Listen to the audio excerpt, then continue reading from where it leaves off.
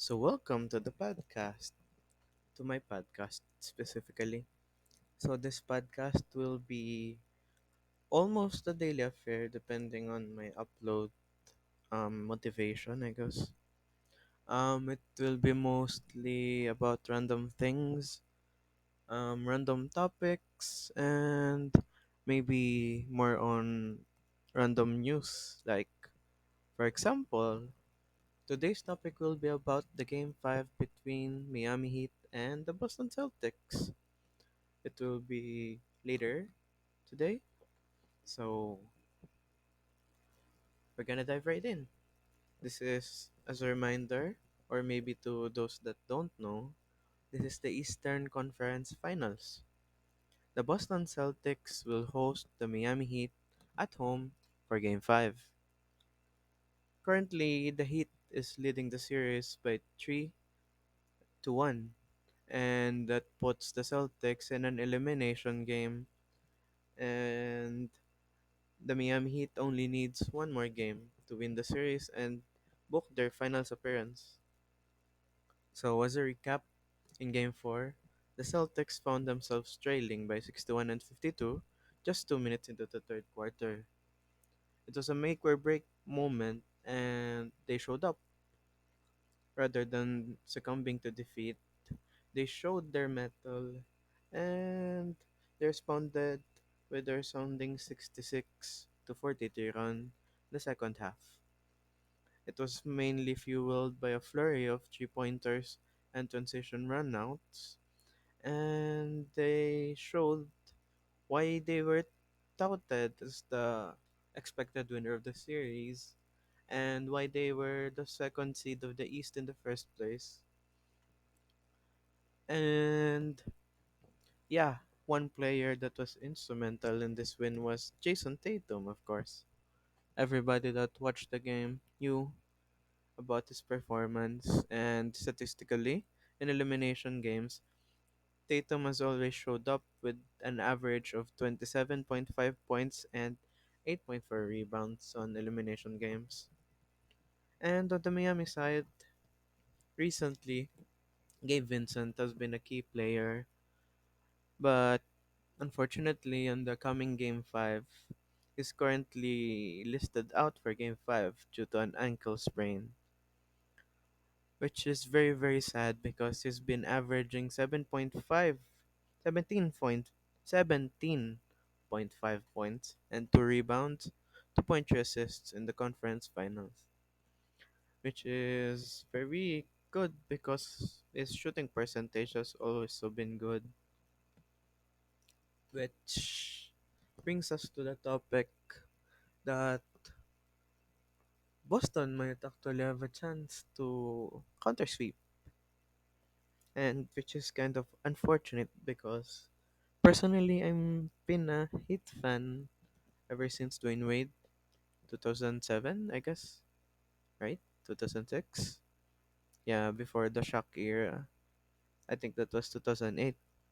I kind of feel old, not gonna lie.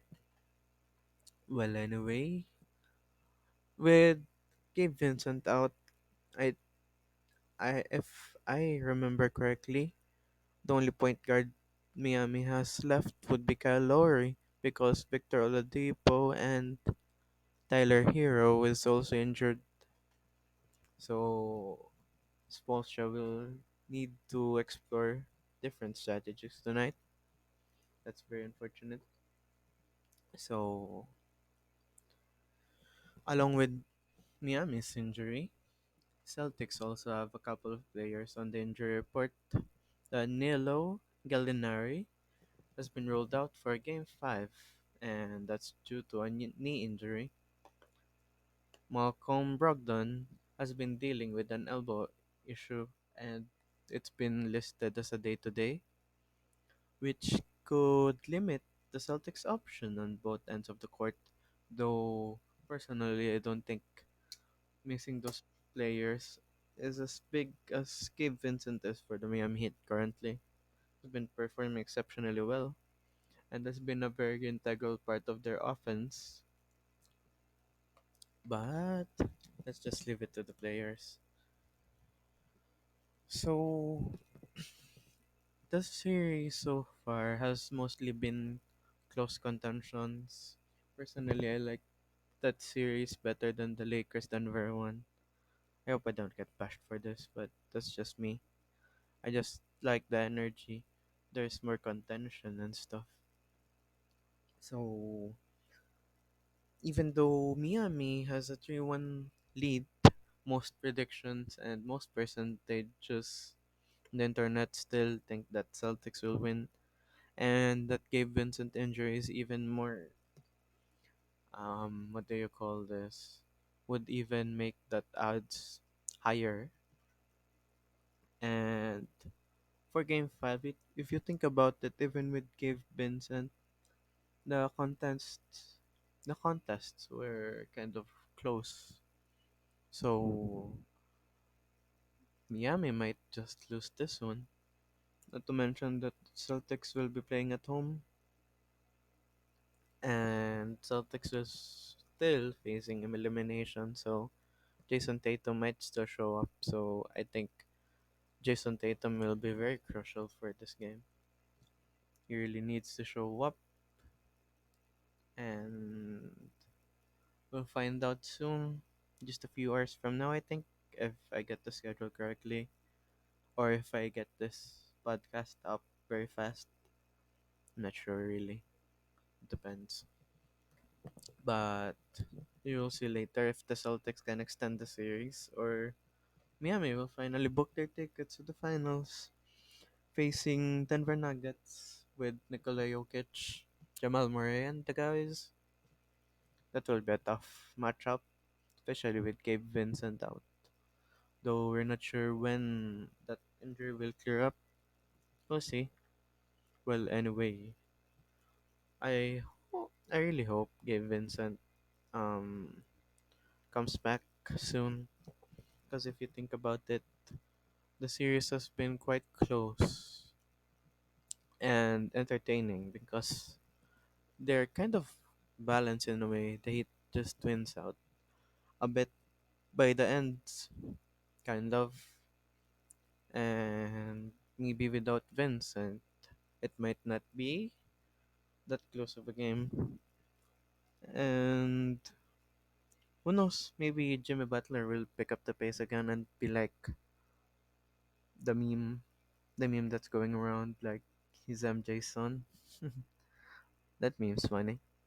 They even edited Jimmy Butler without the his hair, and he kind of looks very similar to Michael Jordan. Though I'm not sure if the face was edited as well. But yeah, that meme's fun. So I've been seeing on Facebook mostly, and maybe on other social medias, and maybe on YouTube comment sections about the NBA that if either Miami, no, never mind. I mean, if Miami makes it to the finals and the finals is Denver versus Miami Heat, that it would be very boring and no one will watch because there's not enough of a fan base, which is very odd considering both teams are playing great basketball. And they said that it's the same case even if Boston gets out, reverse sweeps Miami Heat. Regardless, the finals will just be less interesting for most because of the fan base issue. But I figured, and to be honest, I kind of stalked them a bit that most of these people that saying it is don't get mad at me, but they're mostly Lakers or LeBron fans. So don't quote me on that one, but that's just my observation. Moving on. They do have a point though.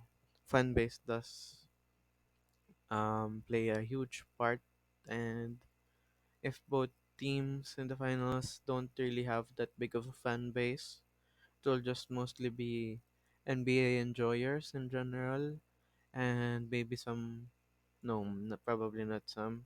considering the road that these teams took to the finals. Maybe more on NBA fans and bandwagons, those that got their team swept or eliminated by the other team. So that's that. So as an outlook for the game 5 and the future finals, I personally think though that even if Celtics might have a bigger odds on this one, that the Miami can pick it up and fill the void that Gabe Vincent has left. No offense to Gabe Vincent, who's been great. He's a great player, but I think the rest of the cast can fill that void. And hopefully on that 30 million contract, if I'm correct, I know he's kind of old, but I hope Kyle Lowry can do something worth his money. I mean, if there's any game in the series that is very needed, it will be while Gabe Vincent is injured. So adding to that, well, if I'm correct and I remember this correctly, if the Heat makes it out and makes it to the finals, they will be the only. I think the only. I mean, no, they will be the second team in history only to make it to the finals as an 8 seed, which is quite a fun statistic. The first one is the Knicks in the 1999 playoffs. Um, and it came after a 50 game season due to a lockout, if I'm correct.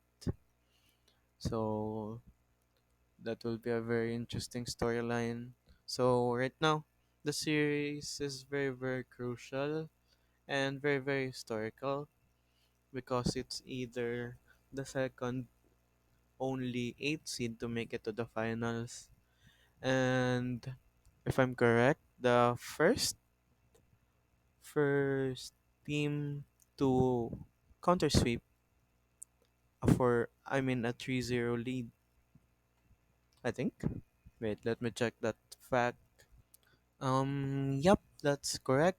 No team has ever been back from a 3-0 deficit to win a playoff series. And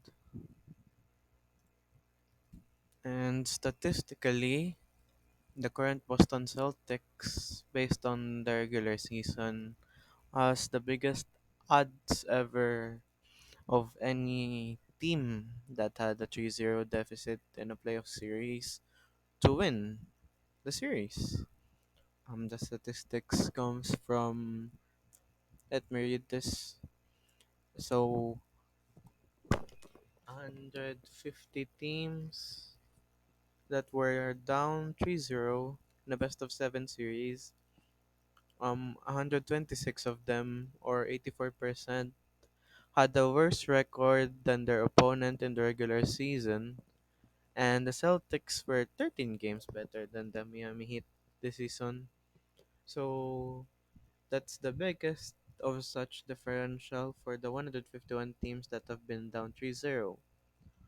The Heat had a worst regular season winning percentage at 5 point 537 of the 121 different teams in the NBA history that have held a 3-0 series.